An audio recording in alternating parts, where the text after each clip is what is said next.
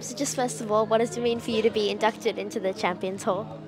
Oh, look, it's a great honour, specifically for the Matildas, and women's sport, how much, how far we've come, and the more that, we get the history of the game, it means a lot to everyone, and to be a part of it all is still a wonderful thing. It's been a while since I've played, so to come back and still, remember everything and be a part of it all is really exciting.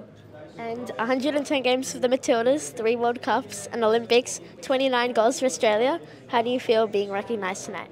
Yeah, it's not a bad career, I've got to be pretty proud of that, eh? So, especially these days, the Sam Kerrs and Claire Polkinghorne, all of those girls are just, killing it out there. So for me to, we didn't really keep stats back then, so, to be celebrated and go, wow, I did do okay, it's a nice moment. But again, it's, all part of the Matildas story, I think, is who wins today and women's sport, and seeing how far we've come is just a really proud moment.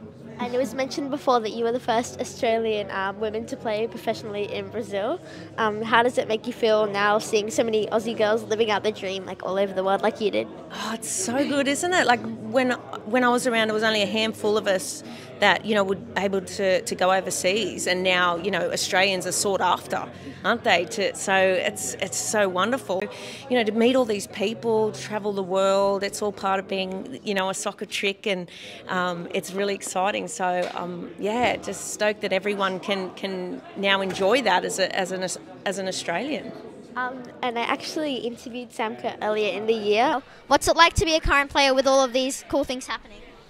I think it's really cool. I think it's proud for all of us girls. We've done so much work and everyone before us, but it's amazing to be able to share this experience with all the new fans. It must be really nice to know that the superstars recognise what you guys did. Oh, yeah. I mean, Sam Kerr, isn't she amazing? We're all in awe of Sam and Emily and Ilana and Claire, and all of the Matildas are just amazing. So for them to recognise that, we paved the way for them, is really nice, and because, at the end of the day, we're all a family of soccer chicks, have come from the same place, and it's really good to see that, the values continue, that, we're seen as down to earth, just working hard, and we love our football, so, it's so nice that everyone appreciates each other. It's great. I've just got one last question for you. It's such an exciting time for women's football with the World Cup here next year.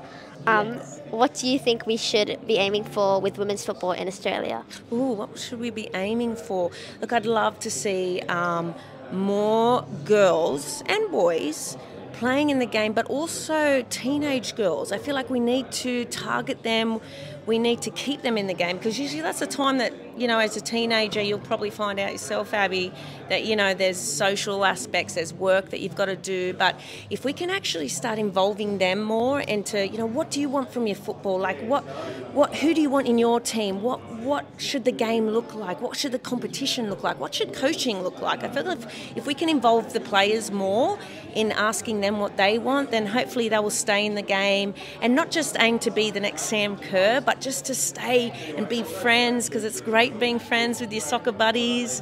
And, I think that's something that's worth doing, is just holding on to, just playing the game because we love it.